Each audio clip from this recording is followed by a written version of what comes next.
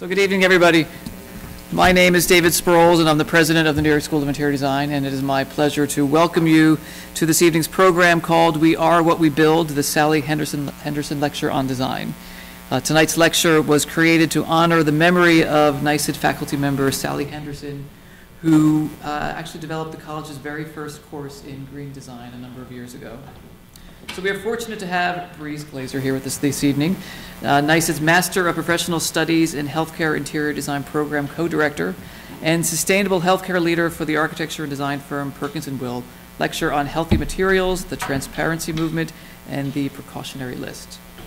Following this talk, there will be a discussion with panelists sharing a range of perspectives, insights, and lessons learned, including Mary Holt, Executive VP and Creative Director of Carnegie Fabrics, Arjav Shah, Interior Project Designer at Perkins+Will, and Ethan Liu, Program Director of the NYSID Graduate Program in Sustainable Interior Environments. Now, Breeze is Senior Associate, Sustainable Design Leader, and Research Knowledge Manager for Perkins+Will. He helps determine and steer the sustainability goals and performance of the firm's healthcare practice. Breeze works across a broad range of scales and design disciplines, from building materials to master plans. His deep project experience covers all healthcare building typologies, including academic medical centers, hospitals, ambulatory care facilities, and medical office buildings. Breeze has led or co-led the sustainable design and LEED certification efforts for more than 50 projects, including several of the most significant and largest healthcare projects across the globe. He is passionate about redefining the role and impact of the built environment on human and ecological health. His research into sustainability covers topics as diverse as alternative energy systems, climate change mitigation, and material health and toxicity, often in collaboration with academic institutions and nonprofit organizations. All of that being said, I'm going to turn the microphone over to Breeze. So, thank you. Thank you, Dave. Thank you, everyone, for coming. I keep forgetting that typically whatever is written is read, and so maybe next time I could just be the CEO of Perkins+Will and no one will notice. Whatever's there. Just out of curiosity, who considers himself an expert in the issue of material health? Maybe raise your hand. Intermediate? Novice? Good. Excellent. Hopefully by the end of today, whatever that level right between novice and intermediate. We'll see how it goes, though. On the screen right here, I just want to quickly share an image from Lucille Packard Children's Hospital, which finished construction a few months ago. I started working on it in 2008. It's about a 10-year journey, and just a few days ago became the second children's hospital in the world to achieve LEED Platinum. I'm quite excited about that. We Are What We Build, a title that might not be so literal right now, but hopefully again by the end of today or tonight, what that means will become that much clearer. Now, start with kind of a brief lecture. Can go through the overall issue of material health, kind of the why, how, and what, followed by a great panel discussion by our guests in the corner. So again, about a half-hour, 40-minute presentation, followed by a pretty lively discussion afterwards, really looking at every kind of perspective around the issue of material health, from a designer, manufacturer, as well as educator.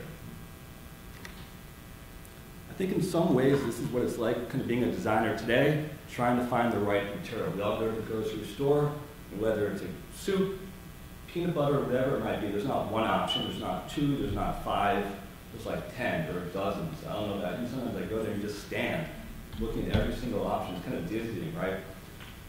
Pretty similar to picking materials, as we'll see in just a minute, also really, really different. So let's imagine we're going through the grocery aisle and we're stopping at peanut butter aisle.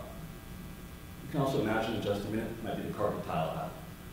You don't have to be a dietitian, a food scientist to be able to look at these two different options, understand the relative difference between the two of them around health, and kind of make that right choice. Right on the front of the jar, the one on the right, you can see it's organic, no added sugars, no artificial ingredients.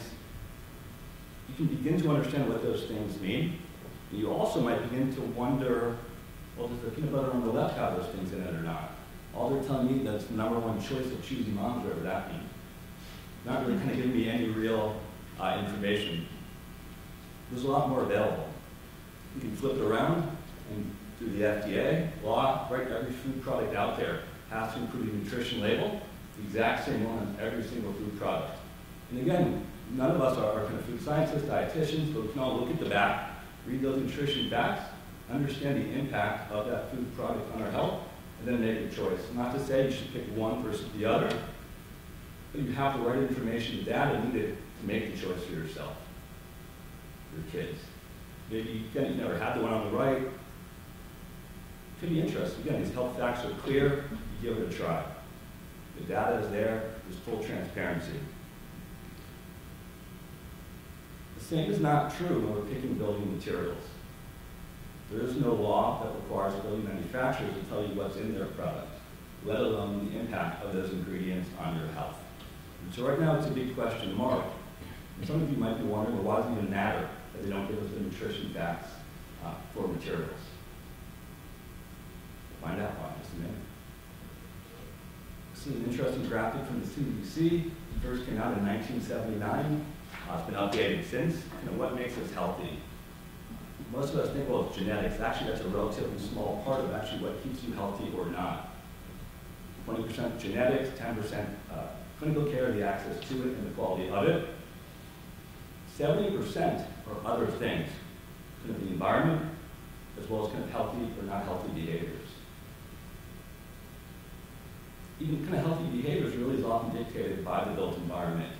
Are your blocks walkable? Are you in New York City or somewhere like Utah, where every single, or Salt Lake City, every block is equivalent to about 4 in Manhattan.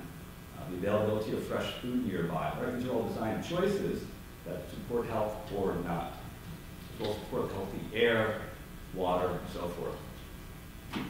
So within kind of the physical environment, there's a number of determinants of health, whether it's around daylight, nature, water, kind of air quality. As kind of creators of the built environment, which I think all of us as designers are, we can really directly influence all the way on that left, the physical environment, again, directly impacting the health of occupants and the public at large.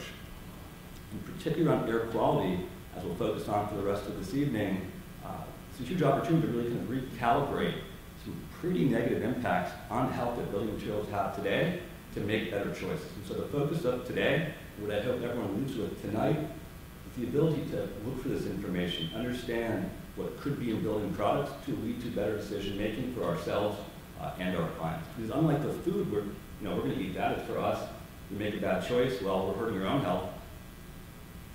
Building materials are different. We work for clients. It's their health. Perhaps that much more important. So toxic exposure can come from a lot of different sources. I think we need to be clear, it's not just building materials. It's everything from cosmetics, electronics, cleaning products. Recently my office was cleaned and shampooed, and they used some pretty harsh chemicals. And they did it overnight, and I came the next day and it smelled really badly, and I called our office manager. She came up and said, I'm not sure what the issue is, please. It just smells clean up here. I said, clean is not a smell. You're smelling chemicals, right? Our sense of kind of reality becomes warped at a certain point. Particularly building products are the area that we can directly influence. Toxins themselves can enter the body through a lot of different sources. Absorption through the skin, ingestion, inhalation, as well as transfer from mother to a child in utero through the umbilical cord. It's a particularly important issue, as we'll look at next. So let's look at one particular chemical, PFOA, used as a stain and wrinkle-resistant treatment in textiles, fabrics, foams, things like that. Many different scientific studies have found that PFOA is a suspected carcinogen, meaning it increases your risk of getting cancer, developmental toxicant, reproductive toxicant, organ toxicant. It's bioaccumulative, which means once it enters your body, it kind of gets stored in the fat, which is also how it gets passed on to babies. And it just kind of keeps adding. It accumulates in your body, as well as an endocrine disruptor. And in fact, it's in almost all of us. In the middle of 2017, Hopkins published a study, randomly selected individuals from Baltimore. Greater than 90% of people tested had this chemical in their body. Young, old, it's in everybody.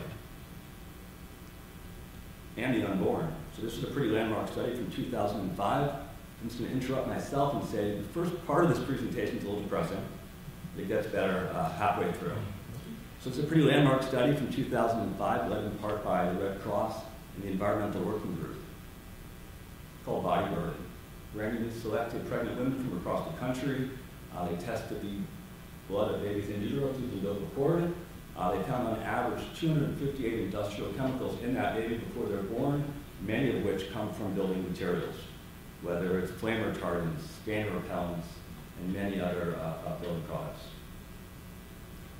Out of curiosity, who's aware of the body burden and this kind of stat? A few of you. Those of us kind of who focus on this kind of forget it's not so widely known. It's actually illegal in the United States to have yourself tested this way. I think the mindset is people will find this out and there's absolutely nothing you can do about it. So I think generally speaking, you have to go to another country to get what's called your body burden tested. So the question I often get, whether it's from students in the past, colleagues, family members, well, aren't these chemicals regulated in the government? I mean, how can this be possible that there are chemicals out there that are that damaging to health? In a lot of ways, the chemical policy in the US, which was first written and hasn't really been updated much in 1976, I believe, called TSCA, the Gerald Ford administration. Chemicals, like our criminal justice system, are safe until proven toxic. And so when TSCA was passed in 1976, number one, there were about 60,000 chemicals that were grandfathered in. So a manufacturer doesn't have to prove a chemical is safe to use it. Someone else has to prove it's unsafe. And there's nothing but correlation between these chemicals and negative health impacts. It's really hard to prove a direct causation. It's really hard to prove that single chemical is what gave that person cancer. It could be that contributed in 5 other things. That means it's still legal. So currently there are more than 80,000 chemicals registered with the EPA. As of now, only about 692 are being monitored for health impacts, and only 5 have been banned. Scary. Again, a manufacturer doesn't have to prove a chemical is safe to use it. Someone else has to prove it's unsafe after it's already been on the market. Strange. Oftentimes you kind of talk about these issues in manufacturers, not the ones we have here tonight, but other ones will say, well, prove it. That's not true. Fake news, right? We hear that a lot these days, alternative facts, mainstream media.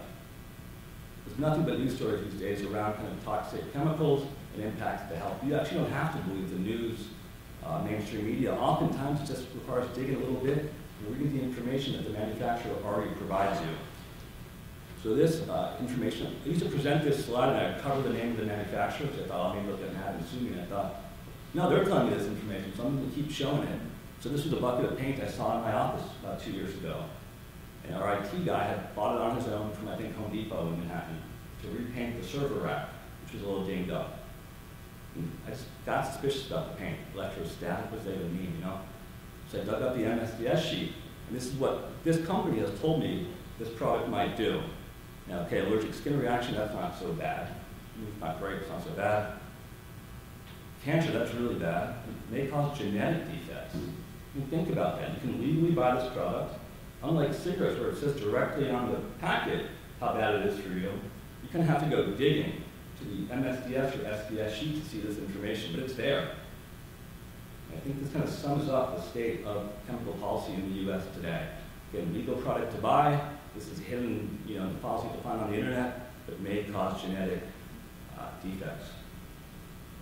I think in a lot of ways in the last 100 years, 50 years, 25 years, we've had nothing but more kind of data around health, these chemicals, the impact on us. Yet at the same time, we seem to be moving further and further away from drawing a correlation between the chemical and the health impact. So I think this next slide is a good example of that. Everyone knows who this is, right? Shout it out, somebody. Oh, that was not amusing. The Mad Hatter. I'm sure a few of you might know why he was called the Mad Hatter. In Victorian times, they were called Mad Hatters. Anyone know? Chemical mercury. Mercury, right? Mercury vapors were used in the felting process. They made the hats and they had great they made it out and went crazy. And even again, in the time of Alice in Wonderland, the 1880s, they didn't have the understanding of science that we have today yet. They still called them the Mad Hatters. But we don't call painters today the genetically damaged painters. But perhaps we should.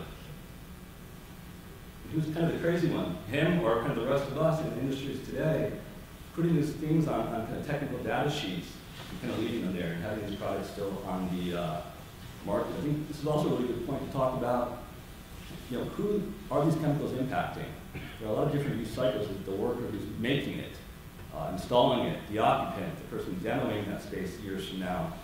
I think in the last few years, particularly, manufacturers have gotten quite smart about really mitigating, reducing the chemicals in a product that can directly impact the occupant. That's kind of ignoring the folks making the product or the ones living next door to the factory. And that's what this slide kind of really represents. Again, we often just focus just on the occupant. That's what we see under use. But there are many other phases of life of that material that they might negatively impact the health of somebody. The person extracting that material, the fabrication of it, specifying, then installing as well. And the MSDS sheet we just looked at is a legal document that every product has to have. It's only focused on the health of the person installing the product. So what could potentially happen as they're installing it. That warning around genetic defects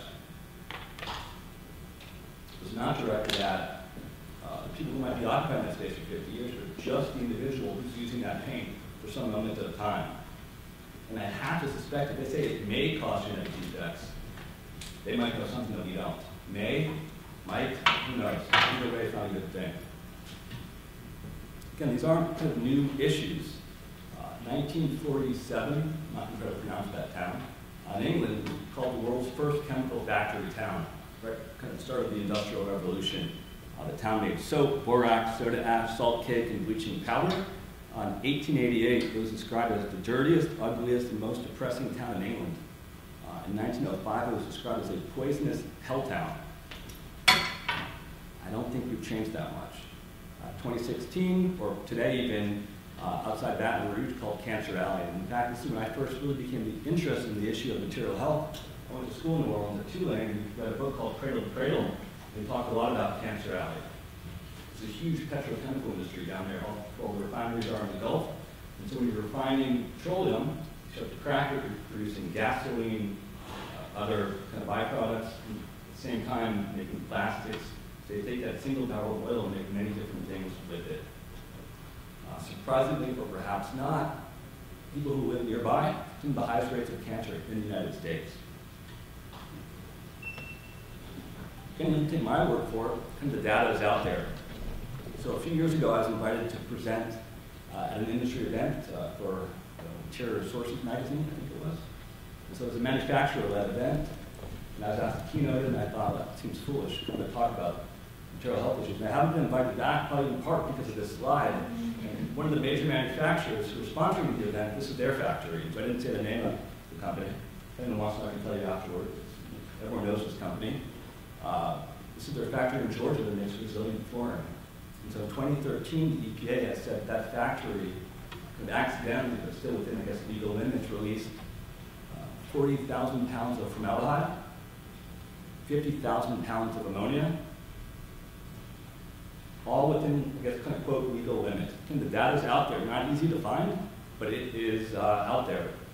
Again, these issues are not going away at all. This news story is from October. Outside the neoprene factory, also in La Place, Indiana, or Louisiana. Again, they literally have the highest rate of cancer in the US, and they've had that for a very long time. And the EPA is measuring the air quality, and it's horrible, and the limits of these certain chemicals are 100 times what the EPA say might cause cancer. The company is still denying it. These issues are not going away, and I actually had 4 other examples. I thought this can go on too long. So once you really start caring about these issues, you'll see them in the newspaper almost every day. Whether it's kind of lead in flint, which is getting out of factory, but still a building product causing really bad health issues, to upstate New York. I forget the name of the chemical that's in Teflon. It's in a lot of the water supply in a town called Hoosick, funny enough, Hoosick, in New York State. And it's in the blood of a lot of the children there as well. And these aren't new or old issues. They're in the news every single week now. Maybe some of you have been following the story of Johnson & Johnson baby powder. It's been one big settlement after another. It might be causing cancer. We're getting $50, $60 million judgments. Again, this isn't all in the last year. You can Google it, and it's everywhere. I think we're living in a pretty interesting time where transparency of data is allowing people to kind of go to court and hopefully not just win settlements, but cause manufacturers to change. So now we're going to switch and kind of look at optimism. What can we all do as designers to kind of solve this issue? We really can as designers. Because we get to choose the products that our clients live with and we live with. So maybe it seems prudent to go online and see what that factory is releasing. Even if that product itself might not be causing harm, who knows what that factory is? This idea of externalized harm is also becoming much more important these days. Oh, it's hurting someone that's really far away. Now we can find out kind of who it's hurting. So here's a really good example of how designers have been able to change the needle in a really good way. So formaldehyde is used to embalm bodies, other things like that. It's also used as a binder, meaning it sticks things together. And so historically, it's used as the primary binder in plywood, composite wood. The EPA has said, ask about the formaldehyde content of pressed wood. That's where they make it illegal. They just ask about it. Known carcinogen as well, I'd like to mention that. But this is what improvement looks like. So this is kind of a tricky graph to read, but super important. In purple, you have the US production of MDF or particle board, composite wood, over the last 10 or 15 years, although it stops in 2011. In blue, formaldehyde measured just kind of in the air of the US. So there's a dip in both. Again, this graph ends in 2011, so that dip is really because of the recession. Right? We weren't building too much 2008, 9, and 10. But there's a much huger drop in formaldehyde levels. There's really kind of one thing that's responsible for that. It begins with L and it's 4 letters. It's two E's in the middle. Lead. There's a lead credit. We came about in 2000, we came big in about 2002. And there's a lead credit up until lead version 4. Formaldehyde-free composite wood is one of the easier credits to get because you just kind of check the box, you bake it into your specification, and compared to all the other credits, I think it's a pretty easy one to get. It doesn't require any action on the part of the team. And you're just specifying a different composite wood. So enough manufacturers are having them to produce urea formaldehyde-free composite wood, as well as composite with a lot of formaldehyde. And at some point they realized, why don't we just make one kind that doesn't have formaldehyde in it? So again, people simply checking that box, specifying urea formaldehyde-free composite wood has significantly dropped the levels in the atmosphere over the United States. Pretty impactful. We really can have a huge impact as designers and specifiers. I don't think we always realize that. Because designers kind of all coming together and making consistently good choices will change industries quite quickly. And that's kind of the name of the game in this country. It's not law or regulation, unfortunately. We live in a free market. And business is what kind of drives change, for better or worse. So the idea is getting more and more designers to kind of drive that change. Specifying better products, and going to manufacturers that aren't offering great products yet, and advocating. Letting them know what you want and what you want for your clients. So there's kind of a myth out there that, well, maybe I care about material health, but I work for clients, their money, and they're not so interested in material health. And so recent data really kind of busts this myth. This is from a 2016 Dodge survey. They first asked architects and interior designers, do you think your clients care about this issue? So 30% of architects, 35% of interior designers thought their client cared about, let's say, good ventilation, enhanced ventilation. Double, 50% of clients actually do care about that issue. Healthy kind of building featured the transparency of product info. Only 10% of interior designers, kind of shocking in this study, the same for architects, thought their clients cared about knowing what's in their building products. It's actually 30% of clients, according to this research. It's a factor of 3 being wrong. Our clients are actually much more interested in this than I think we realize. So what do clients need to make that better choice? Again, the study also asked for that. What would motivate you to prioritize health? Both architects and interior designers said public awareness, meaning, well, if everyone else thinks we should be doing better, I guess we should. Not clients. Their number one kind of reason of what would motivate them to prioritize health is research. Show us the data. We'll make a better choice. So that's what the transparency site at Perkins+Will and our precautionary list is all about. Providing design teams with the data to make better choices for themselves and their clients. It's based on what's called the precautionary principle, which really is about kind of in the absence of scientific certainty, make the better choice. Are we 100% sure that that composite wood with urea formaldehyde will give you cancer? No. Do we suspect it? Yes. Can we specify that composite wood without it? Yep. So why wouldn't we? There's no danger about not having it in, and there's probably danger about having it in. That's what the precautionary principle is all about. And so the website that we use internally at Perkins+Will is literally the same exact website that the public uses. So it's openly accessible at transparency.perkinsandwill.com. It's based around what's called the Precautionary List, which we formed almost 14 years ago now. A project team. It's actually at a firm that we wound up acquiring. It was designing a cancer center in Brooklyn in 2007 or 8, and had the audacious goal of designing a cancer center without building materials that contain known carcinogens. Seems like an obvious move. It was actually really, really hard. But in trying to do so, they did so much kind of research and put together all these lists of chemicals to avoid, it became what's called the Precautionary List. And so we launched it in 2010. We just kind of completely revamped and launched the website all over again with a lot of new information, new chemicals on there in November of 2017 at Greenville this past year.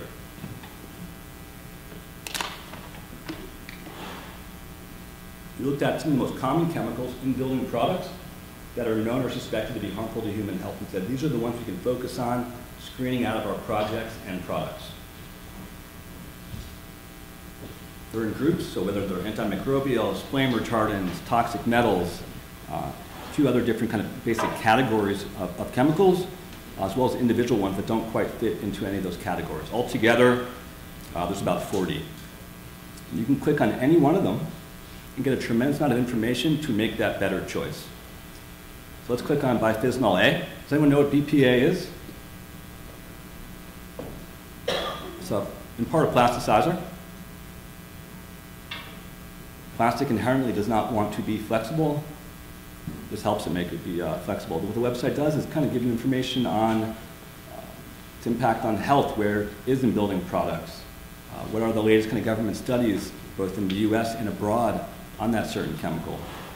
So let's kind of quickly flash through here. So it's a developmental toxicant, and we can link directly to the research study. So it's not us as a bunch of designers saying this is really bad. It's really smart scientists, and we're kind of linking that information. That's also a way we can stay legally safe without being kind of sued by manufacturers out there. They're the ones telling us what's in their product, and scientific or government organizations are telling us what that chemical might do. So we're allowed to kind of tie those two facts together and present the information in this way. Pathways of exposure. So is it more harmful to someone manufacturing it, installing it, using or disposing it, giving a tremendous amount of information on each one of those areas. And then I think what might be most important, kind of where is it found? So identifying every single spec section and master spec where that chemical might appear in a given building product. Laying it all out for everyone. The research is there, feel free to go and use it. It's on certain watch lists. Again, whether it's in the US, particularly abroad, Europe, they have some of the most progressive kind of chemical policy out there. So we really often reference what's called REACH, which is the European chemical policy. There's a lot of different ways you can kind of sort this information. So if you really care to write about chemicals, you can go straight for that and look up BPA. You can also look for project areas in an interior environment. You need to look at all the different chemicals that might be in interiors. Is it an exterior project? As I mentioned, by spec section, you can search by product, paint, carpet, acoustic ceiling tile. You can search by health hazard. Like, not too long ago, we were doing a project for the American Cancer Center down in Texas. Our team thought, hey, it's pretty important to focus on carcinogens. And the truth is, it's probably impossible to build a completely toxic-free, precautionary list compliant space today, but we're always getting closer. And so the goal is about incremental improvement, not perfection. Let's say you're doing a school. Again, imagine designing a school without building materials that include substances that are known or suspected asthmagens or asthma triggers. And part of this came from research that we were hired to do by the NIH in 2012, I believe. And we were hired to kind of look at the link between asthma and the built environment. I think altogether at the time identified almost 400 different substances commonly found in building products but are also on separate lists as, again, known asthmagens or asthma triggers. The phenomenon of asthma kind of came out of nowhere. It didn't exist that much 100 years ago. We're seeing more and more, a large part, it's related to building products and chemicals. What a lot of hospitals are doing now in places like in Brooklyn, in Wyckoff, really high rates of asthma, hospitals are finding it's actually cheaper, rather than having asthma patients continuously come to their ER, it's cheaper for them to send people to their houses and find out what's causing their asthma. Getting rid of it altogether rather than treating it every single time. It's not coming from nowhere. Let's say you want to vet a particular product, a bucket of paint. How might you do that? There are two easy parts of this and one particularly hard part. The easy part is vetting your product, kind of remember that. Let's say it's Acme brand paint. You can also go to the Precautionary List website and see all the substances that might be in paint that you want to screen for. The missing gap is what's in the middle, which is the ingredient list. As I mentioned, there's no legal requirement that a product manufacturer tells you what's in their product.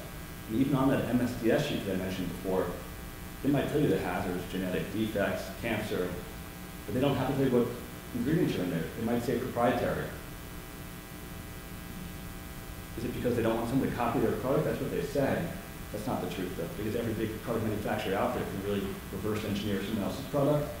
Probably because they don't want you to know what's actually in their product. So some actually do tell you what's in their product or material, whether it's on an HPD, and some actually on the MSDS sheet tell you what's in their product. Linoleum, Forbo, great company, they tell you every ingredient that's in that product on the MSDS sheet. You might want to start wondering why some companies are telling you what's in their product and some are not. I have to imagine if it's good information, they're happy to share it. And if they're not sharing it, it's probably for a reason. For example, I haven't seen too many final manufacturers that share that ingredient list. Forbo does make linoleum, which is a pretty benign product. You kind of have to wonder why. But let's say you can actually find that ingredient list, again, whether it's on the HPD, the MSDS sheet, or other sources. Pretty simple task. What are the ingredients in there? Cross-reference it against the precautionary list. If it's in there, are there alternatives? Is there another paint that perhaps doesn't have these substances out there? Sometimes the answer is yes. Sometimes the answer is no. Sometimes the answer is I don't know, because no one's telling you what's in their product of this given product category. The goal is to try every time and aim for incremental improvement. Again, that really is the goal. So on projects themselves, a staff member in our office kind of made this. It's a little boring, I'm sorry. We're just kind of reviewing every single product for a given project, and then there's that column on the right. Is it free of precautionary list substances or not? Yes, no, or maybe. It's about kind of knowing. And even a maybe is okay, because you know you're not sure, but not doing it at all is not so cool. You need to look for that data. If it's not there, ask the manufacturer. If they say they don't have it, the next time you go for that product, ask again and ask again. We oftentimes will have manufacturers come to one Perkins+Will office, it's about 30, and they might try to get a product into our library that's not so great. One office might say no, then they'll go to a different office and try to get it in. We try to be consistent, right? It's about showing that kind of unified front to your manufacturer. They know all of us care a lot about this issue, not just a single office or a single individual. Something else we use in-house. Again, data is really important. As the saying goes, you can't manage what you don't measure. So this is a sheet, again, I apologize, it's hard to read. There's two different categories that every single project at Perkins+Will has to benchmark themselves against. You do it after schematic design, you do it after construction documents. So 2 times during design, and then they get filed within the firm once a year, and people like me get to review them. So the firm-wide requirement is that says our materials that meet at least 3 of the lead low-emitting credits, low-emitting paint, sealants, adhesive, that's all kind of baked into the spec, as well as conducting precautionary list review, as well as there's a requirement around FSC wood. This material sheet is a separate one for water and energy as well. We launched the Precautionary List website, again, as I mentioned, in November 2017. Just the other day, I had to pull this next kind of data for an award we're submitting for. It said, who's actually using the website? And so just since November, we've found there are users from 93 countries on 6 continents. Of course, there are 3 people from Fiji, 1 person from Luxembourg maybe, higher numbers from other countries. But we were pretty excited to see this kind of data. Suddenly there's a lot of interest in this kind of information. We're having people from all over the world come and look for it. And I hope everyone after this event kind of joins them. The data is there. Why not use it to make better material choices? Kind of quickly end with a project. actually our Seattle office. I like showing it because I don't think it necessarily looks green or sustainable. It's a slick office, right? It's nice, white, sophisticated, but pretty healthy at the same time. The other reason I like to show it is because within our firm, they're known as the most, I won't use the word cheap. That's another good word. Cost-conscious office. So you know this did not cost extra money. So they evaluated 34 finishes and products. 32 met the precautionary list. 2 did not because there were no good substitutes available. And I think this is a great quote from Ed, who's a spec writer in Seattle, which is, next time we'll approach a project armed with the vital knowledge and experience gained from this process, and we'll get to 100%, no doubt about it. Perfection is not the goal. Wanting to do better on the next project is. It's about incremental improvement. And if everyone kind of focuses on that, we'll get there pretty soon. And the last thing I want to share is this quote from who's become a pretty, almost a celebrity in the world of healthy building materials.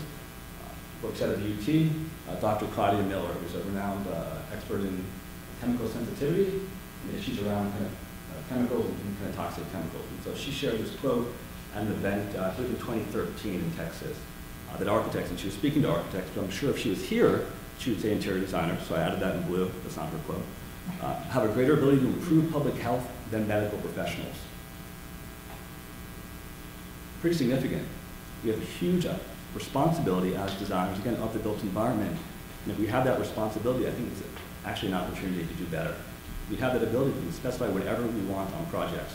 Why not specify the better choice? So with that, I'll answer any questions on this material before we move over to what I think will be a pretty lively discussion with our panelists. So thank you.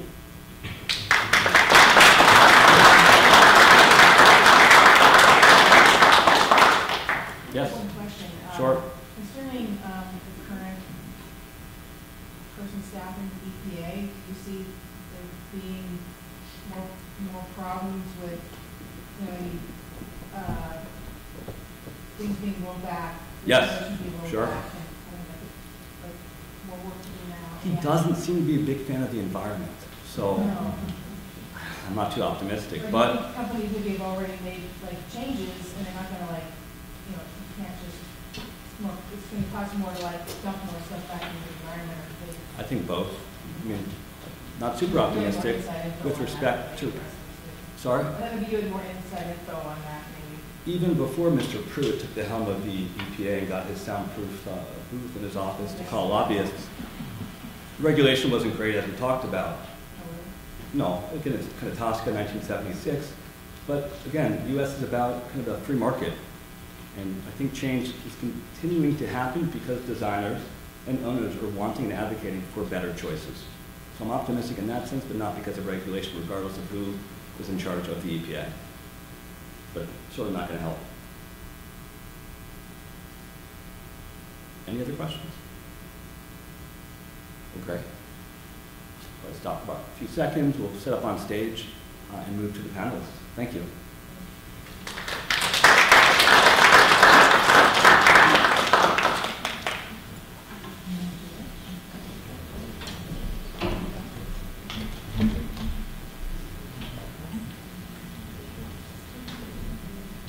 If you guys sit down, I can maybe introduce you, then I'll join you, perhaps.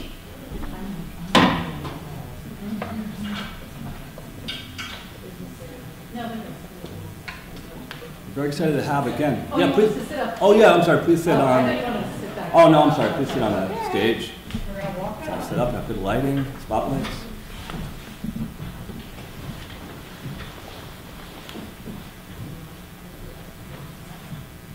So starting on the left with Mary Holt, who I'm very excited to have here today, the Executive VP Creative at Carnegie Fabrics, collaborator of our next designer, Our Job. Mary is a product designer with over 30 years of experience. Been at Carnegie since 1999, where she enjoys collaborating with designers all around the world. And I just heard about a great trip back from Milan that sounded fantastic. Her work has won many awards, including the Best of Neocon, Metropolis Likes, and HIP. Very hip.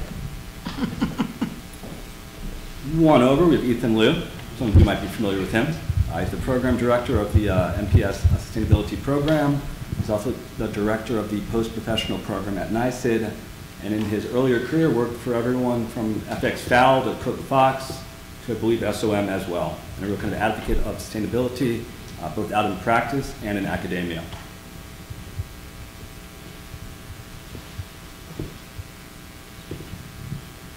And last we have Arjab Shah, who I've had the pleasure of working with for almost a decade in Perkins+Will, the interior designer. He's a talented senior designer with experience in the corporate, higher education, and institutional fields. He combines a highly architectural understanding of design with a wonderful sense of color and materials that lend a unique character to his work. He also brings a commitment to sustainable design and is a strong voice in ensuring that projects are designed with material health in mind. He is also by far the best dressed person we've ever had in the Perkins in New York. Puts us all to shame. Come in and looked at him and looked down at myself and said, "You could have done better today." That's true. So true. Thank you.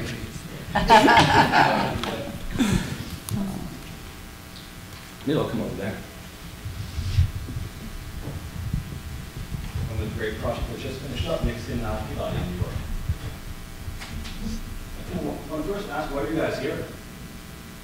Literally here. You could have said no. What made you want to come today? It's not on stage. Maybe Mary, I'll start with you. Okay, how's that? That's okay, yeah, okay. I'm here today because Arjab asked me, and also because I'm very passionate about environmental products, particularly being I'm a textile designer, and textiles have the dubious reputation of being one of the largest polluters in the world for any kind of manufacturing, and so, you know, the company I work for is very passionate about sustainable products, and I thought this was a great topic, particularly with interior designers and interior design students, to really realize that you can have a huge impact on our built environment. Great. How about our job? You could have said no. That things wouldn't have been hard. Right there. I actually was going to say no, and then... I thought you were. And I'll tell you why, too. Please. So first of all, thanks for being here, Mary. The reason why I asked you and Carnegie to be here is, I think as two different companies like design and manufacturing, I think we have similar values, and that was what was very important for this group here, right? We both believe in sustainable design and clean design, and I think we can share a lot with all of these lovely people here. With me, the reason why I wanted to say no was when I just started at Perkins+Will, which was about 10 years ago,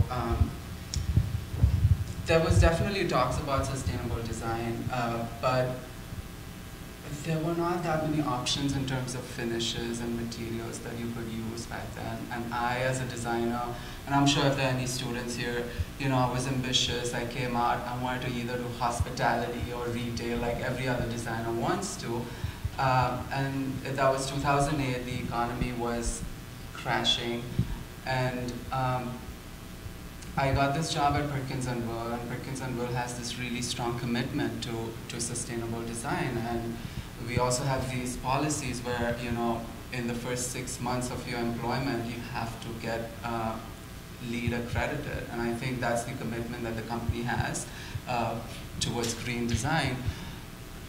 But so when I started working there, it was extremely frustrating and limiting for me to like do beautiful work when my friends at other companies, our competitors, were, you know, specifying gorgeous products. They might not be sustainable, but they were beautiful and they had lovely work. It was getting published, and somewhere deep down I thought that, you know, with all of these policies that Perkins+Will has, it's limiting me as a designer. That was 10 years ago. You know, we've done so much better when it comes to sustainable design in terms of options with neo finishes. A lot of manufacturers now are so educated and they're willing to work with us to kind of develop products, clean products. And so I think it's important for me to share that experience, and that's why I'm here, that don't ever feel limited to what you can do. and the world is changing so fast, and there are a lot of options available out there right now, and you can design beautiful projects with that. So that's why I'm here. Guys, we saw on the screen. Projects. Yeah. Ethan, what brought you here? Okay, so mine is more of a personal story, and it's one that I always tell my students. Should I use the mic or not? Can you hear me? Okay, so maybe I won't use the mic because I kind of feel like there's some feedback. Mine's a pretty personal story, and I always tell my students this. As you know, I'm the director of the sustainability program, and for me, it's deeply personal, and it's personal in a way where my parents both have had or have cancer. And I basically oftentimes think to myself, wow, I think I just won the genetic lottery. Literally both my parents have or had cancer. And they both had office jobs. You know, they weren't working in some factory, and I just thought to myself, my grandparents never had cancer, but why is it that my parents' generation, you know, both my mom and dad had cancer, and they both had office jobs. So I thought to myself, wow, maybe it's the office that they worked in. And I pretty much made it a mission in life, and it's very deeply personal to me, to really educate others on, you know, chemicals of concern and all types of materials. So the reason I'm here is because it's something that's deeply personal, and I've directed the program for, you know, pretty long time, 8 years now. And it's something that I always start with my students. You know, I'm on a mission. It's a personal mission.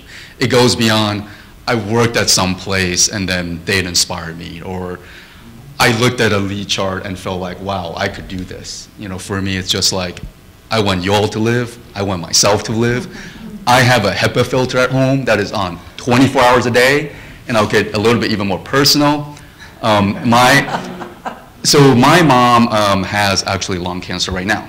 And my dad died of, well, eventually lung cancer, but also throat cancer.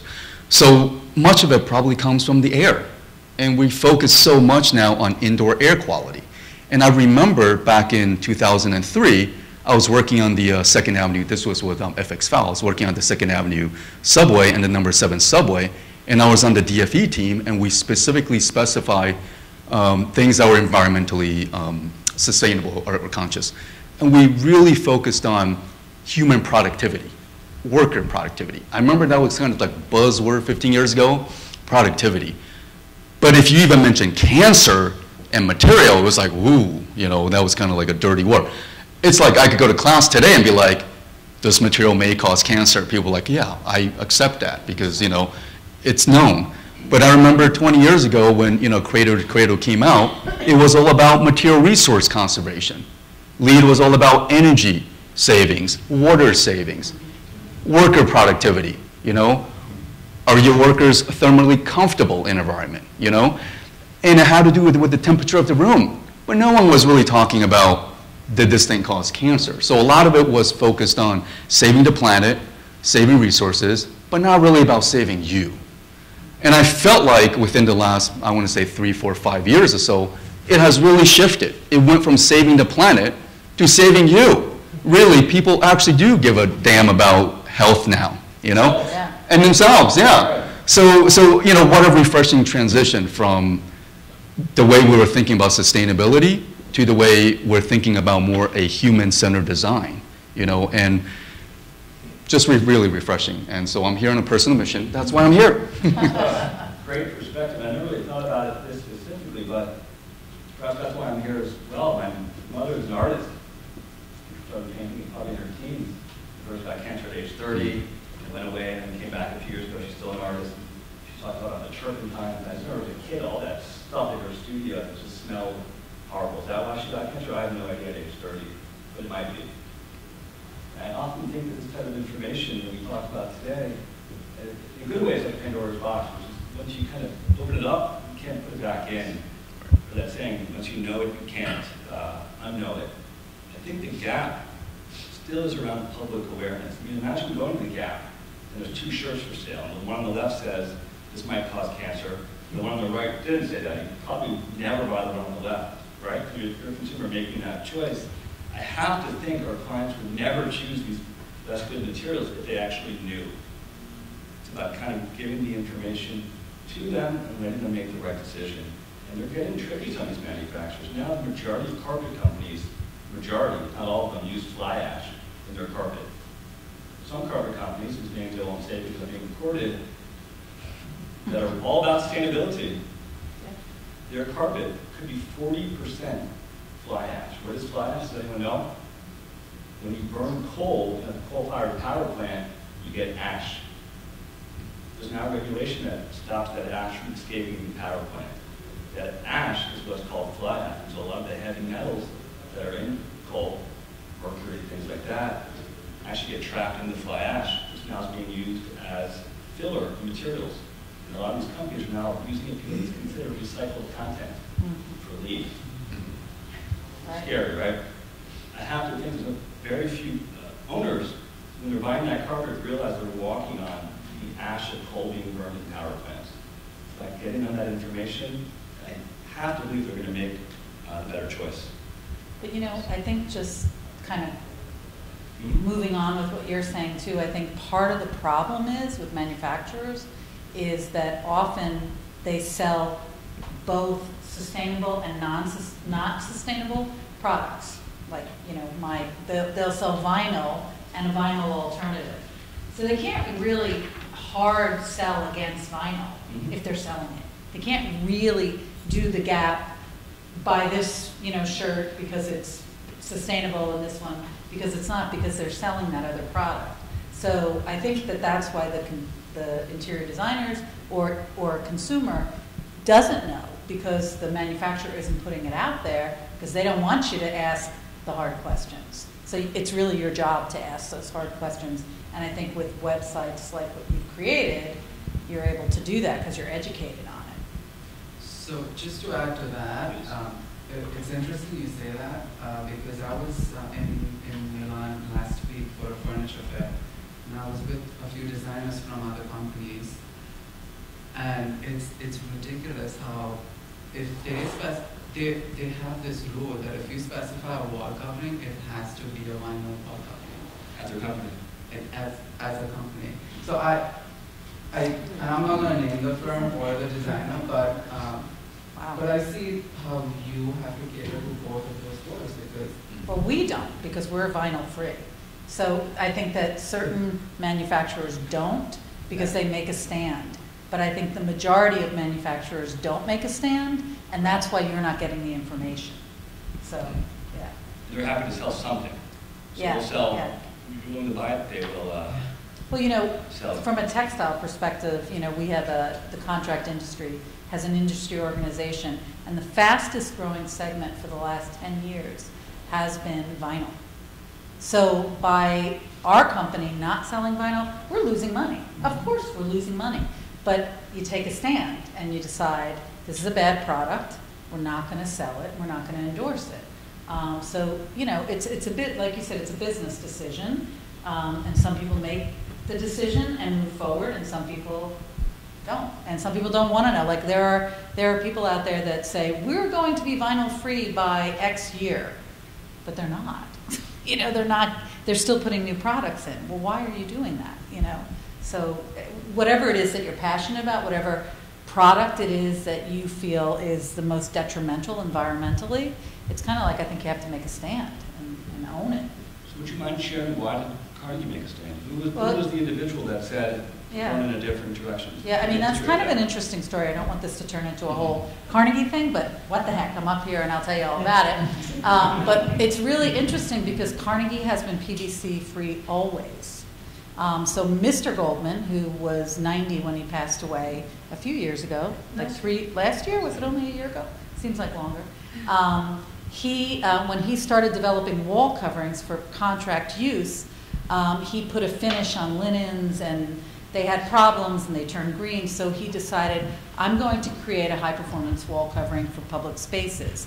But because of who he was ethically and morally at the time, it wasn't considered environmental, but he was concerned with health and safety of people in a public environment. That's just how he was and who he was. So he traveled around the country and he talked to fire marshals. And he said, if as a fire marshal, what would you tell me not to do? And they all said to him that they hated vinyl because it produced a thick black smoke that often killed people prior, not even from the flame. When any, sorry to interrupt, but when any chlorinated plastic, not every plastic is a chlorinated plastic, and modern chemists so not going to explain what that means. The chlorinated plastic burns, it catalyzes into another chemical called dioxin, which is one of the most deadly chemicals out there in terms of cancer and many other. It's known carcinogen in any amount of exposure. Right. So some of the biggest advocates of material health have actually been firefighters. I presented last year somewhere. A woman came up crying to me after and said, "Thank you, my husband was a firefighter. He died of cancer." She was probably in her 30s. This happened the year before. So the dioxin issue and the chlorinated PVC polyvinyl chloride, right away, Mr. Goldman back in the 70s said, we're going to be PVC free. And he made a commitment to be PVC free then. Now, it wasn't marketed as environmental, like I said, because nobody really cared about the environment at that time, or it wasn't, but he always said from a health and safety perspective, that's how we became PVC free. So we've always looked for alternatives to vinyl and have never sold it. And we do really feel that, and it sounds like you do as well, but that it is one of those chemicals that if it was regulated, it would be gone. Easy. Asbestos, I always say it's like asbestos. I probably am recorded, and that might be a problem for saying that. Which was one of the last chemicals actually banned. Banned, although it was somewhat appealed in 1991 and slightly overturned. And I'm not sure exactly how it's still being used. And what the judge at the time said was, well, there are no better alternatives out there yet. So we still use lead in a lot of things. We don't use lead in paint inside of houses. It's still used in paint and roadways and things like that. 2,400 years ago, the ancient Greeks knew that lead made the mind go away, the mind go weak. 2,400 years later, we're using it in paint and pipes. Not right now, probably, but not so long ago. But as designers, I think you make a pretty big impact, because we always say that's sort of what someone was asking about regulation. I was sitting over there, so I couldn't see who asked that. But we don't believe regulation is what's going to change the environment. It's you that's going to change it, and it's us, it's manufacturers. But if we wait around for the regulations, forget it. It's not going to happen. But it's also, I think it's also designers, right? Like a lot of students coming out from school. It's we who are asking you to create certain products. Absolutely. So it starts, I think, from the designer. Then you guys we collaborate to create something, and that's what gets specified. Yeah, you have a lot more power than designers have a lot more power than I think they do, because manufacturers want to manufacture a product that you're going to specify. So if you're asking for environmental products, you're going to get them. It might take longer than you like, but you are going to get them. So I think you're absolutely right. We find our designers that we work with are always ahead of the curve and always asking for the better products. Right, and again, going back to what Dries was mentioning, that it's also our job to educate our clients too, because they don't know what's out there, right? And so if we don't put options in front of them, they will never know that, and they will always go with what's done in the past, because a lot of it in America I've seen is the pattern that people just want to be safe, and they just want to use what they have always been using. And so if you don't put all these products in front of them, they will never know, and they'll just keep doing what they're doing. It's an interesting cycle, because when you think about interior designers, where did they get educated? They got educated at the interior design schools. And at the level of being a designer, you're now educating your clients, which is the general public. So it's just, you could literally trace the chain of custody, and ultimately it's really the professors that have to be educated in terms of flowing this information downwards towards their students. And I think, just talk a little bit about the curriculum at our school. I think in 2012, what was very interesting was that during the first CETA cycle that I was involved with, they talked a lot about sustainability, but they didn't quite understand what sustainability was. It was all, again, like materials, resource conservation, specifically resource conservation, but there was not a lot of attention paid towards the environmental factors in terms of how that affected your health. And I think moving forward, to 2019 CETA accreditation, our next accreditation cycle, you see that literally the accreditation standards have all changed. It's no longer about just sustainability. It's about the well-being standard. They actually list that as an example that you can go by in terms of how you can prove that you're on this new standard. So I feel like there's really this shift in sustainability as a global event to one that's more human-centered. And I think that's a really important shift to realize that from that, it then trickles down to the students that become emerging professionals, then trickles down to the clients. So there is really like this, trickle-down theory, that's at play here. We're actually finding too that more clients are also asking for sustainable materials, and I think definitely interior designers are better educated. As you said, they're getting that from the professors, but we're finding that there are more and more clients that are like, they want a healthy building. So I think that's exciting. That's an exciting shift to start to see. Yeah, and I mean, and there are people here from Perkins+Will who would probably agree with me.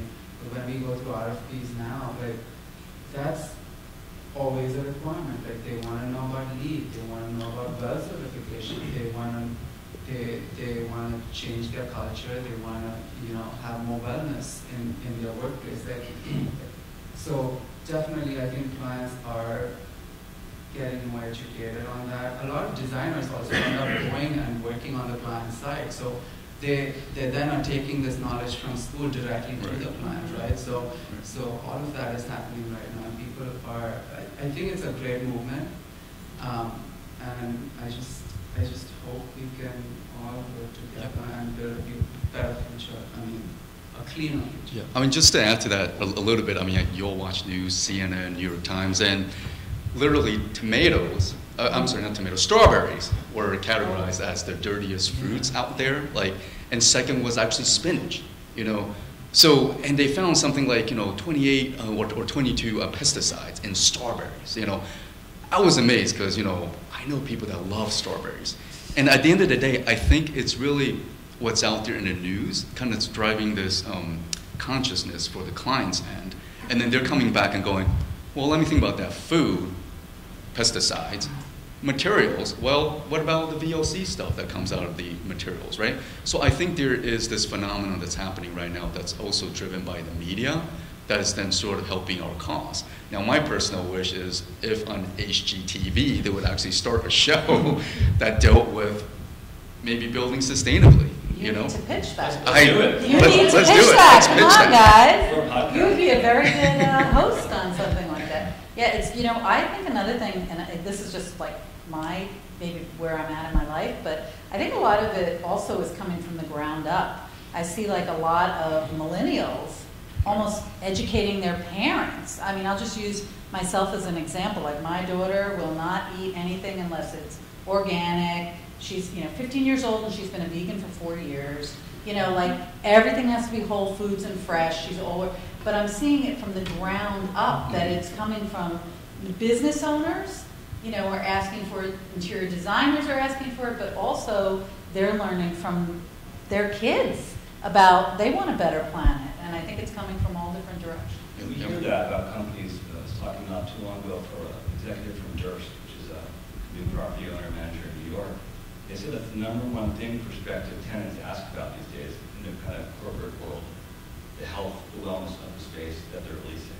So I think the kind of younger generation is driving that. And companies are all about kind of recruiting the best talent. They see that as not necessarily maybe an incentive, but almost necessary at a certain point to be able to offer their employees. I did want to return to academia with a question. It's on paper, it's for this event, but something I've always wondered as well. I was trained as an architect and kind of teach here now as well. And one of the kind of mindset shifts I had kind of coming to an interior design school was seeing a lot of manufacturers around. You didn't really have that as much in architecture school, whether in general or just the one I went to. Right, interior designers and interior design schools typically have a pretty strong relationship with manufacturers. They take us out to lunch. In the Perkins+Will office, they have lunch and learns, there's free food, there's events. So what's that line between supporting a company that we work with and like, and if they like us, and kind of taking a stand around a certain issue? I'll just kind of quickly end that question with a brief anecdote. A few years ago, in the program that I kind of co-direct now, about 4 weeks into the semester, the students in my class learned all about material health. Covered all these issues. And then about a week later, the materials class, which was taught by someone who no longer teaches here, she brought in a vinyl rep as the guest speaker for that day. Oh, boy. He thought he'd be talking about colors and patterns and, you know, it didn't go so well. Luckily, the students were really educated, and so they were quickly saying, but the vinyl and this and that, and he didn't know what to do. And at some point he goes, well, our vinyl is made in New Jersey, that's really close by. I mean, this linoleum, that's coming from far away, you know, with emissions. And so that's what a lot of manufacturers are doing today. I talked about the HPD, which stands for Health Product Declaration, right? The transparency of the ingredients is entirely focused on health. About a year after that came out, manufacturers banded together and came out with a different standard called the EPD. And so now, the majority of products have EPDs, much fewer have HPDs. EPDs are called environmental product declarations. They kind of look at material health, but they look at, well, is your factory in Germany or New Jersey?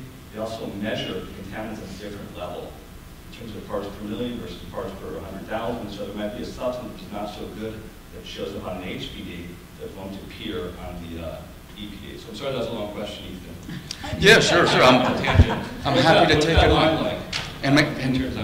So what's very interesting is that, you know, Mary and I were just talking about something right before the session began, like, you know, we could collaborate on something. So, you know, it's a very interesting question in a way that you mentioned this EPD, right? And not all companies actually have EPD. I mean, much more so now. The big companies still occasional, they will have it.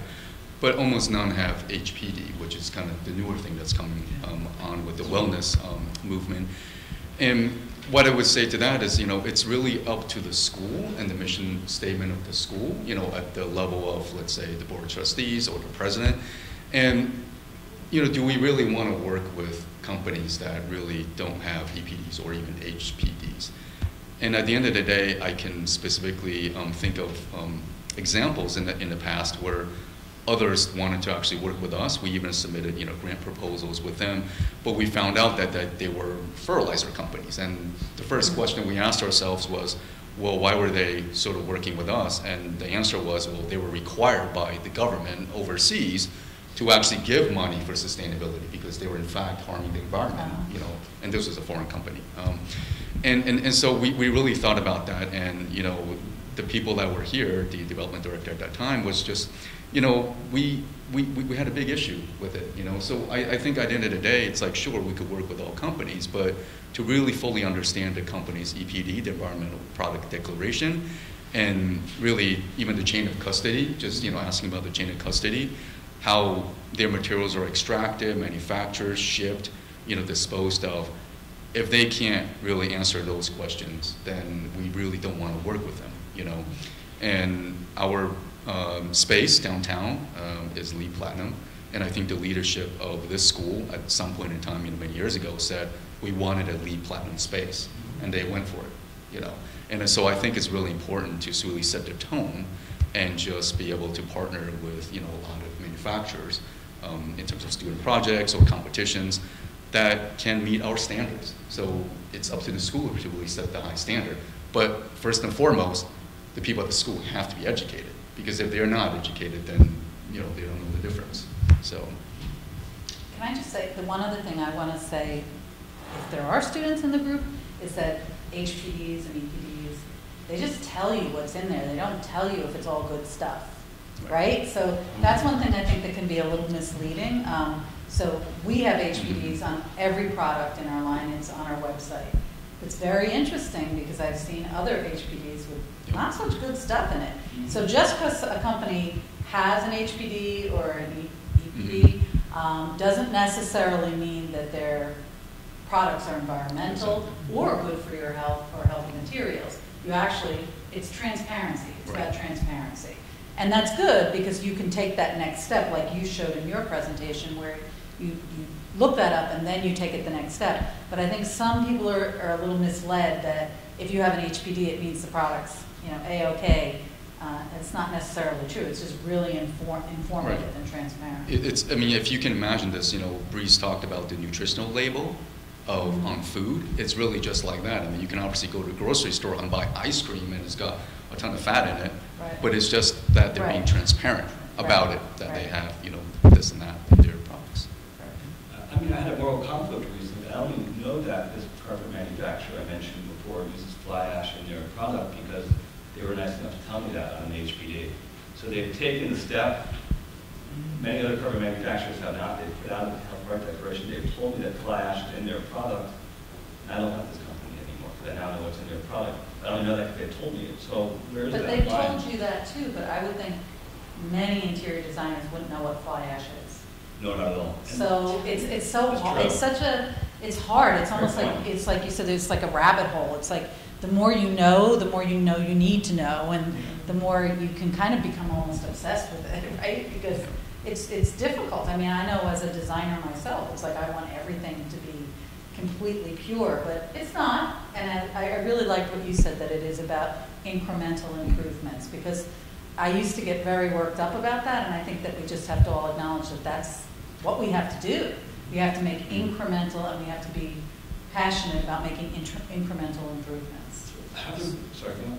So I have a question, but you know what, you should finish your thought after which I can ask my question, and it's actually for all of us here, and maybe all of you guys can learn something from that, so but go ahead. I mean, I was just curious, and oftentimes you hear from manufacturers, yeah, we know we have this chemical in our product, but we need it because it makes that product last, and if it doesn't last, you have to throw it out, and that's not sustainable. So I'm curious, you know, where Carnegie is in that journey. Are there challenges you've encountered with certain products, for sure. textile? Oh, for sure, How do you particularly in navigate the that? textile industry.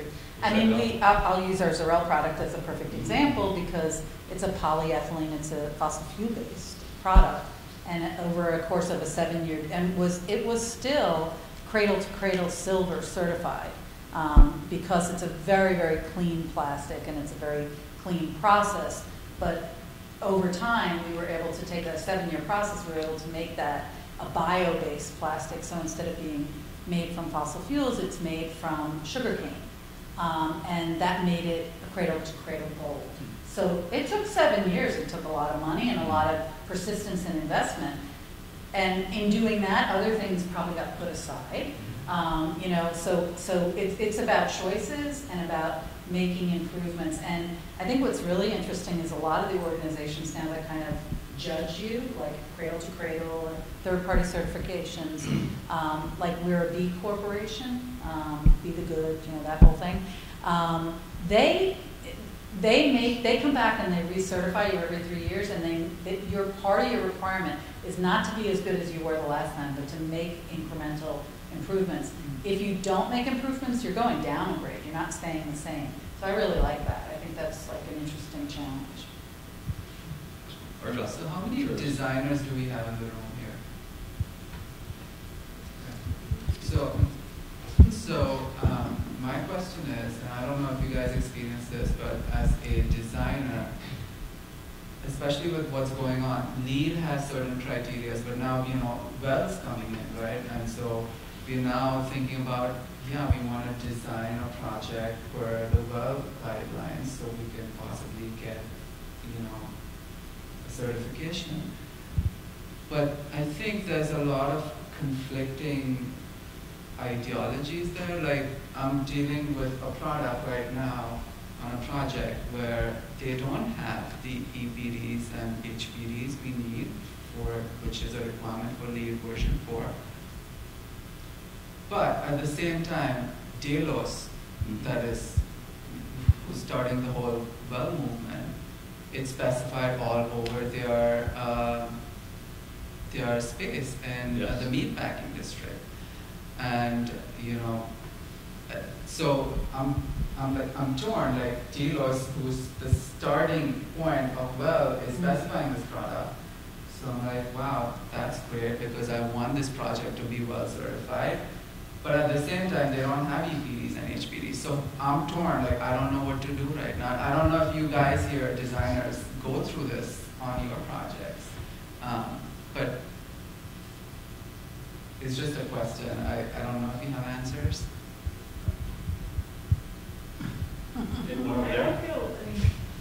I'm very interested in sustainability, and I've worked with a lot of other designers, have not met one that cares at all about sustainability. They don't want to, you know, the Sustainable Furnishings Council says their studies have shown 88% of customers are very interested in puts in their fabrics and their furniture and so on.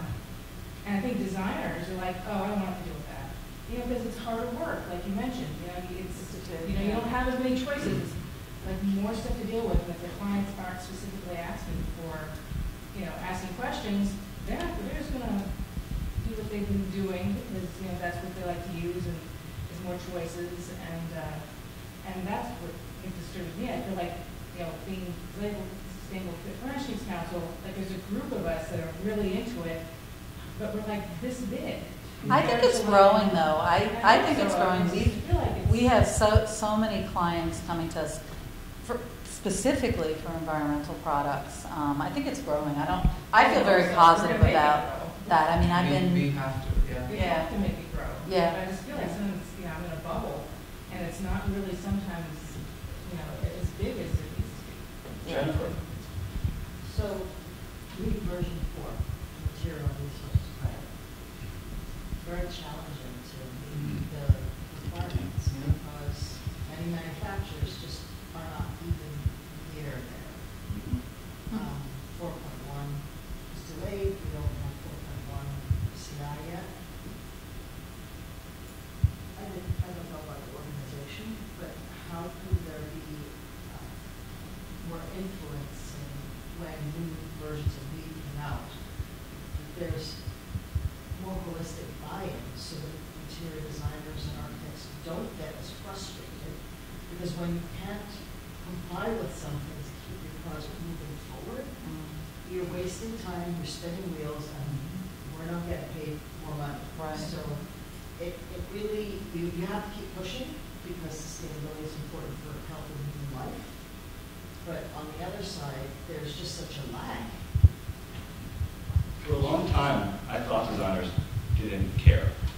And when I asked him to speak here, I was hoping our job would remember a disagreement we had about 5 or 6 years ago. I do. You do remember that? Yeah. You really?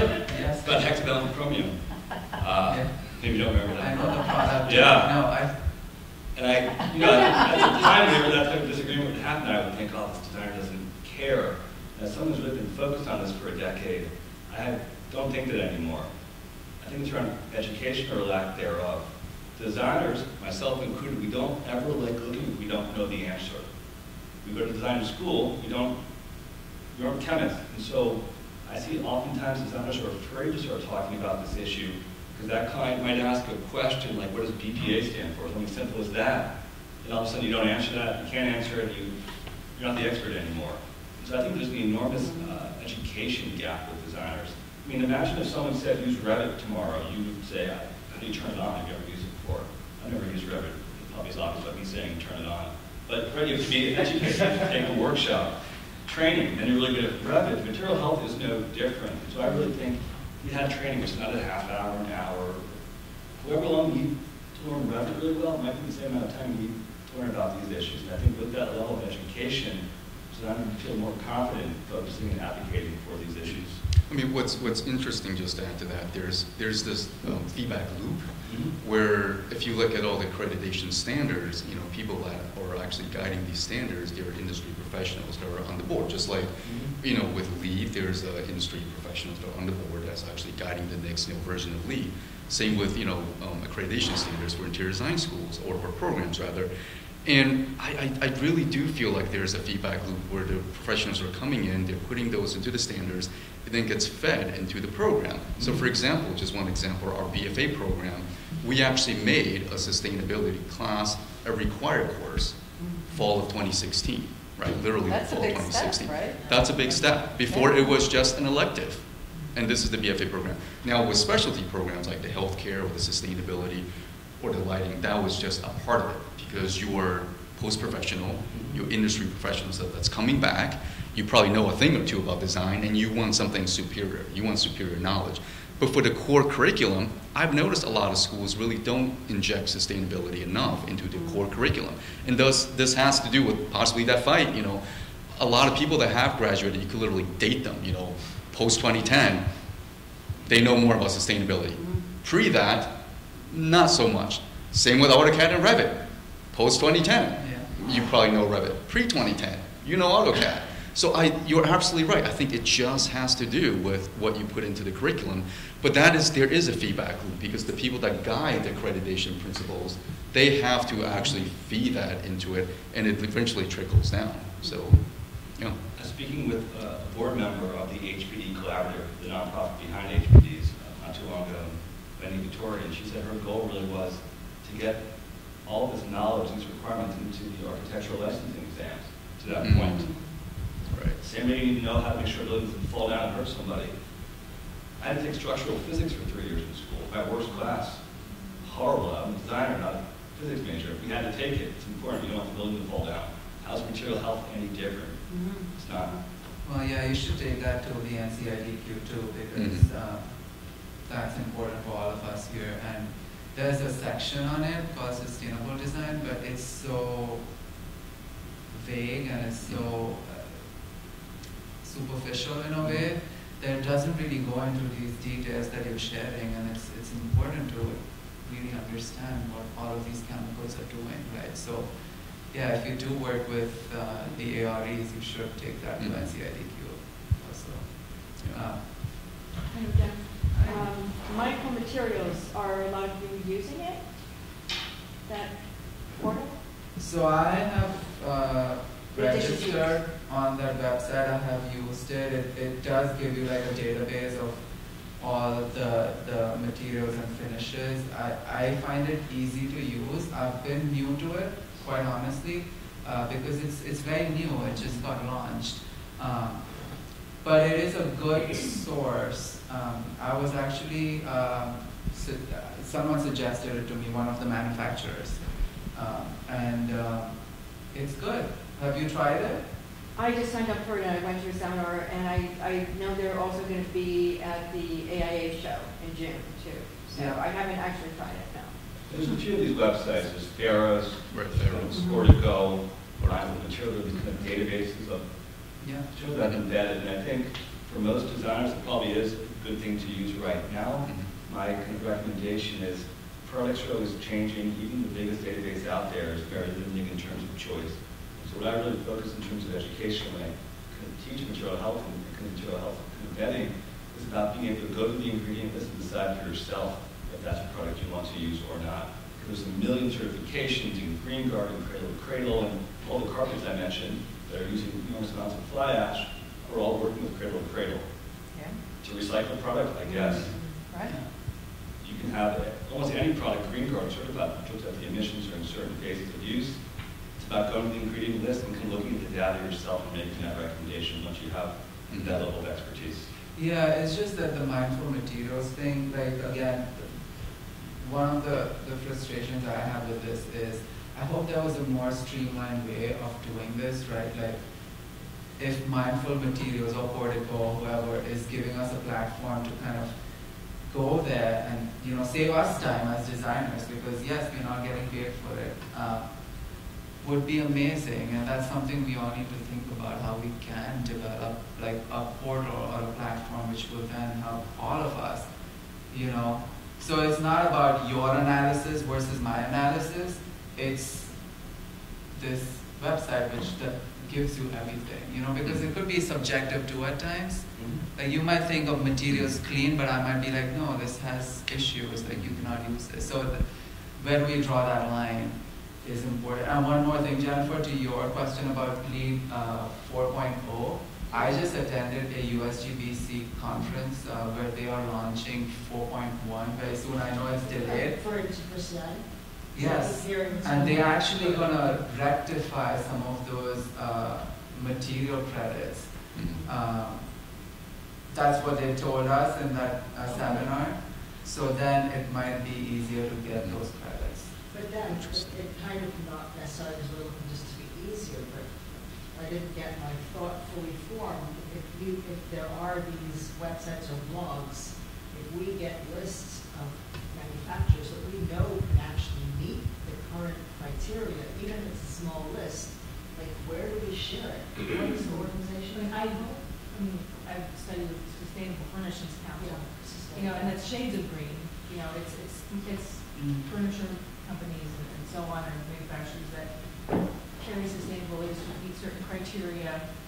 to show a, But for that's example, sustainability. specifically for 4.0, because it's frustrating, you want to meet the credits, okay? Right. You want to get more than LEED certified. So if you start developing a list of manufacturers you know actually have the data, is there a place to post this list so that other people know, oh, there are 20 manufacturers that you can select from that actually meet the criteria that's in 4.0. And maybe 4.1, there are 60 manufacturers, but where do you get to share this data within the industry as LEED is evolving? Because LEED is getting more stringent, it's getting more stringent for a reason. It's not that we don't want to spend the time to get the credit. It's just that, or there are few manufacturers, so if you get the name out, then you oh, these 10 people comply with 4.0, they adjusted at 4.1, there's 60 on the list, share the information. Where is the means to share information? As I know there's a blog, and there's feedback within LEED, then you have to get through LEED to. Well, some of these tools we talked about, Pharaoh's, other ones, do kind of link to, does it meet certain kind of green building rating systems? There's also a bit of that on our Precaution List around kind of chemicals and alternatives, not actually products, but some of the databases do address that. I think the main reason we haven't seen something like that yet is that there's a lot of industry pushback. Manufacturers don't want that. The big ones who aren't necessarily producing those better. We do. Right. We do. Right. We also don't have time to deal with lawsuits, and as you may not know, kind of just launching the first transparency website and the next one, there was a lot of legal maneuvering. There were angry letters from lawyers working for manufacturers saying this language is wrong, you got this word wrong, you're drawing a conclusion that's legally off. Right? It's fraught because there's a tremendous amount of money tied up in building products. I didn't include this slide, but the statistic is 40 to 50% of the entire global economy related to things that you use to build with. Wow. That's a lot. I mean, it's just so scary. I mean, to think that you can actually tie a brand to something that will satisfy a credit category, for example. You know, you have to ask your question: does it create some kind of monopoly for all these companies that are doing it? You know, whereas I think for Perkins+Will, you don't actually include any of the actual brand names, which makes it. Yeah. You're absolutely right. It makes it more work for you to have to dig through everything, but at the same time, you're not really.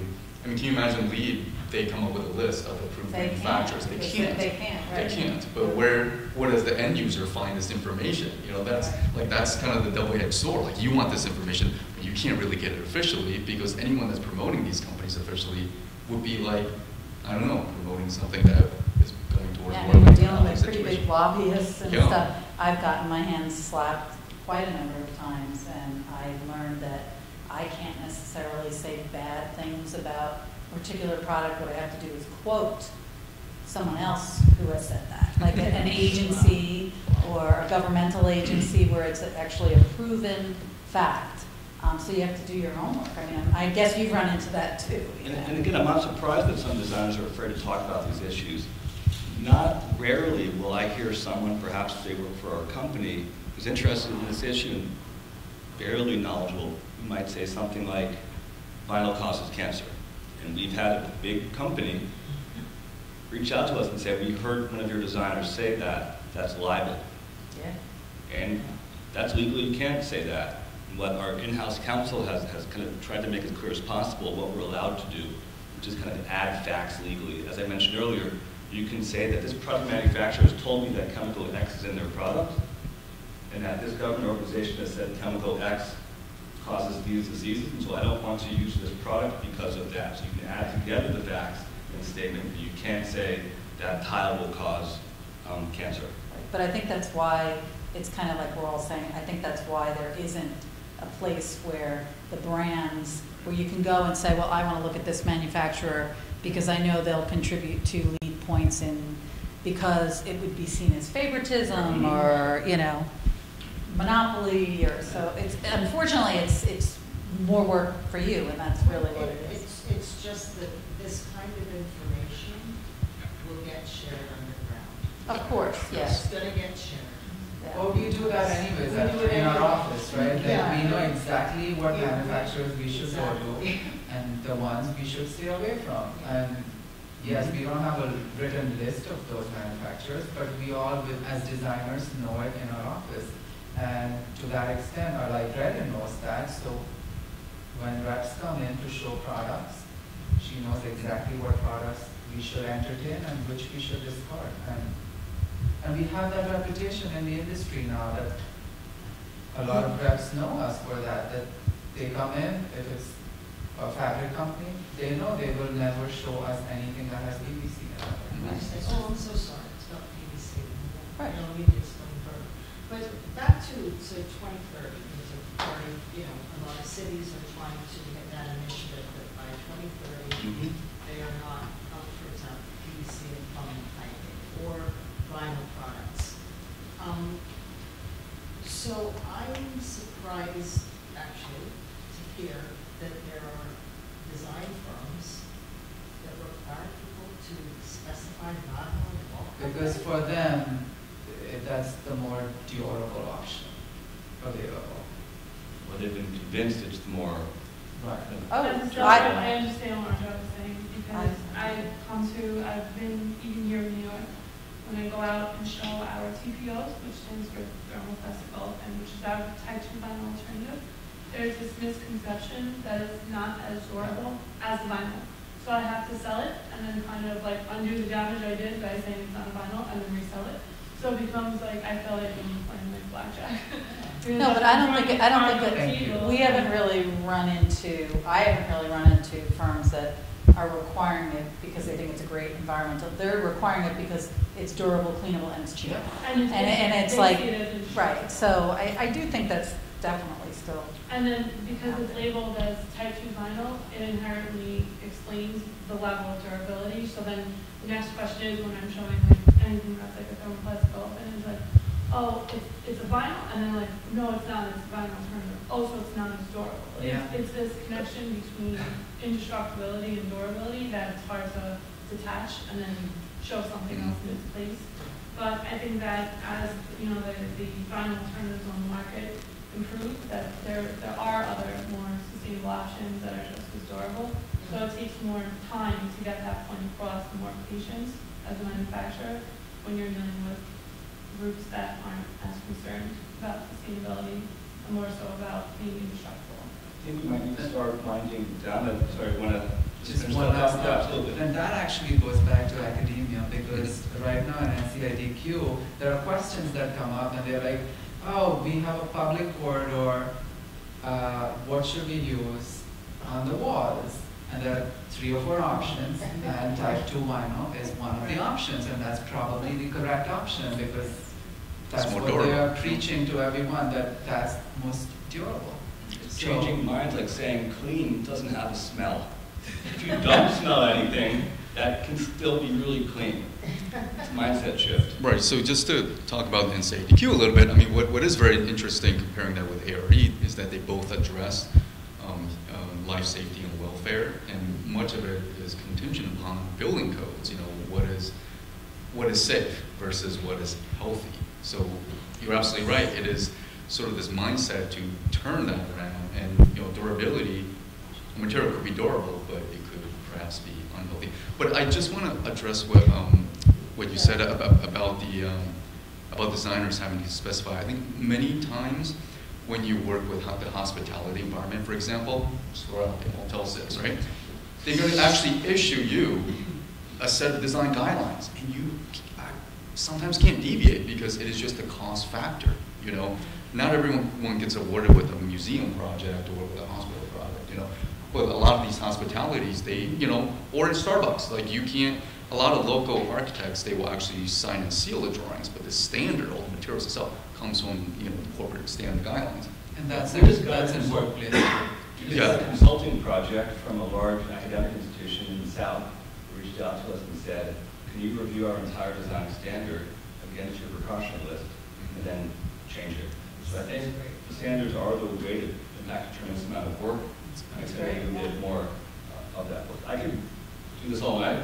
Yeah. So maybe we can do this after, but I thought it might be a good time to start winding down. And I wanted to ask this question. I talked a little bit about joining Perkins+Will 10 years ago. I didn't realize you remembered the disagreements we had 5 years ago. Times have changed. They're changing. I'm still here. You're still here, and I'm so happy you're here. Times are changing in a really good way. So 10 years from now, what's the state of the market? I'd love to hear each of your thoughts on that as a way to kind of close out the conversation. That was not on the list. Oh, no. You're throwing us a curveball Did you here. use questions beforehand? Just kidding, Yeah. just kidding. Not a- 10 years, we have to predict, huh? Go ahead, I'm glad. You- Give me you- a minute. I need to. Let's start with academia. So I really do think that as far as the curricular content, they're going to be required versus sort of optional, right? So right now, a lot of these courses are just electives, sort of best practice, but it will be required. And then as far as the exams, I absolutely believe that it's going to get incorporated into NYSID, and ARE. It just has to at some point.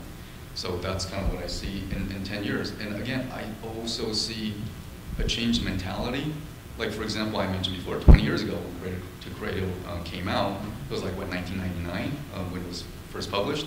It was all about material resource conservation. Fast forward, 20 years later, it's all about health. 10 years from now, who knows? We might completely shift from health into something totally different. I don't know what, but it's going to be at least one of the 5 categories, like out of water or indoor air quality or something else. And it could, and I think the well-building standard actually has it right in this case, is really about active spaces. We're getting fat. We're becoming obese, I mean, I don't know if you know the national statistics, but it's just incredible. Like something like 40–50% of the population in the United States is obese, and we haven't addressed that. I mean, I mentioned air quality as in relation to cancer, but what about food? It's a design issue. It is a design issue. New Yorkers Right. have pretty low levels of obesity because we have walkable blocks. Right. You can actually go somewhere. A colleague met for drinks last night out of our Atlanta office said, come down to Atlanta and move down here. I said, I don't want to drive. Right. I don't want to drive, so no. And a lot of other reasons I don't want to move to Atlanta. That's amazing. Right, so I think it's going to move away even from just product specification, but more about activating spaces. And I would not be surprised 10 years from now. I mean, on an NCIDQ question or ARE question, there'll be a question about active spaces. Like, what is an active space? How do you design one? And so I think I think well-building design they have it right. Certain portions of the well-building standard has it right. And that is to sort of like invite you to be much broader and go beyond just the air. Now we're talking about food. We're talking about the water quality, for example, right? So I think 10 years from now, we're going to expand to just like way beyond just, material specification. I don't know what it is, but I guarantee you it's going to be something different because everything's cyclical. And then maybe 50 years from now, we're going to go back to, we need to save water. We're running out of energy, let's not cut down trees. So let's stop using mercury for felting, and that's gone. Hopefully. Breeze is just so good with details. But I think sustainability is going to become a lifestyle. It's not going to be, and there's a quote somewhere out there, I don't know who wrote it, but sustainism is the new modernism.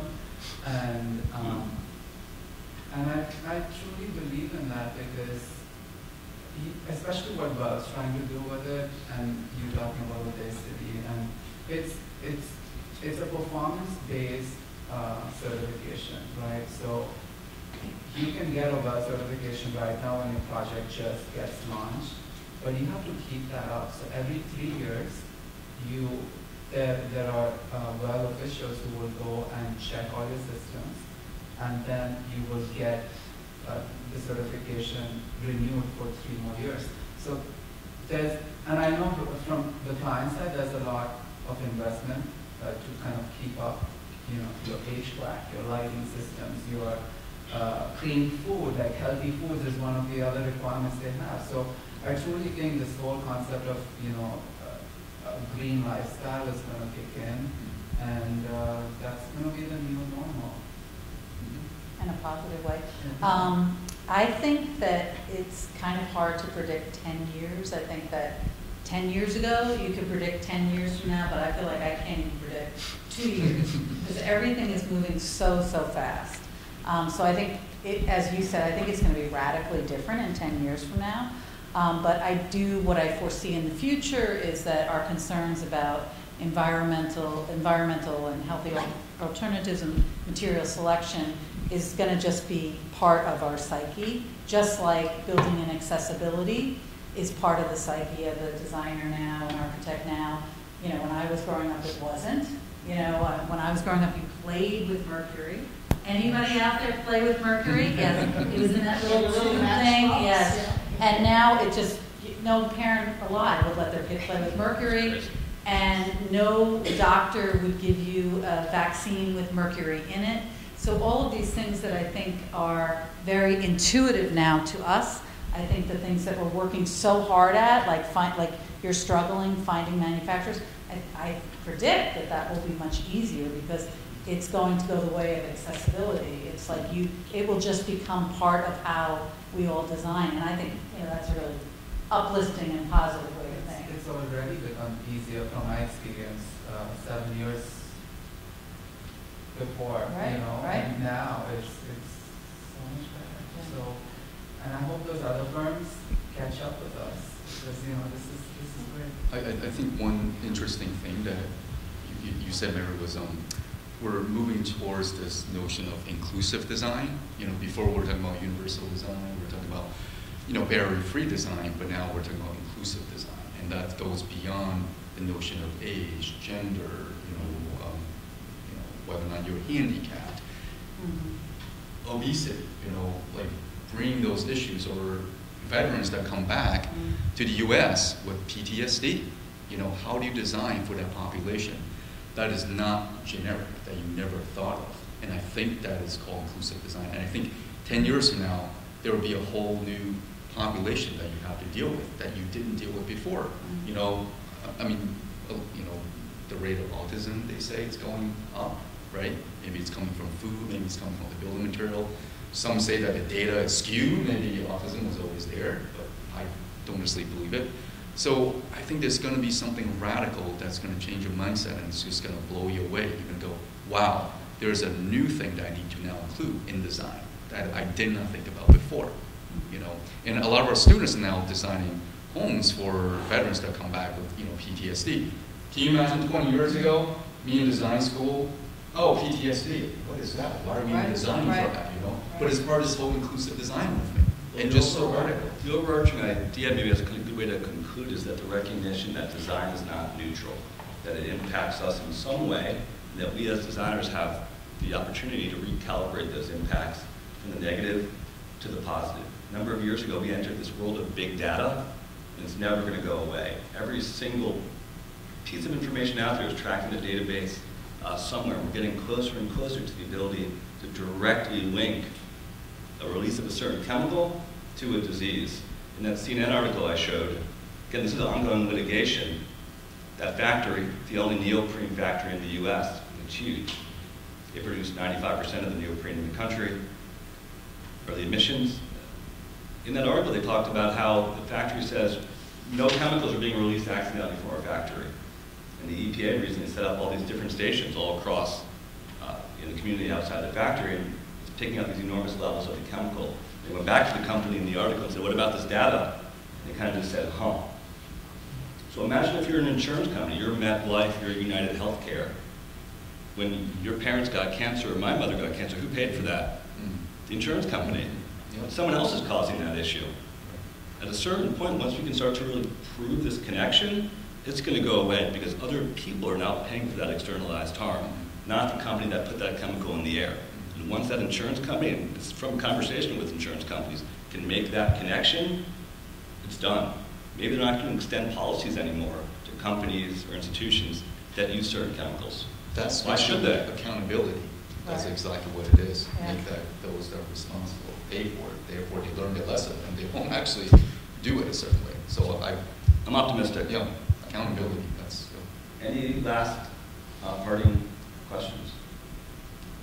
I don't have a question, but Okay. I work for a $14 billion+ publicly traded chemical coatings company, and got our sustainability report today, and I was told that nearly 1/3 of our sales come from products with a sustainable advantage. So, yeah, that's not, specified products, sometimes it's consumer products, different types of products. So it's 60% up from 2012. So, it's Incremental. gaining momentum fast. Incremental progress, Yeah, right. yeah, so, so there's only going to be more and more research done to improve the world with our materials and products. Great. The numbers are there, it's, That's good. yeah, very, very exciting. I want to thank everyone for coming. I hope you'll now feel a little bit past the novice, not quite intermediate, but hopefully you gained a bit more knowledge than before you showed up. It's all possible. You can make better choices every single day. Having the right data, research, that much easier. So thank you, and please reach out with questions.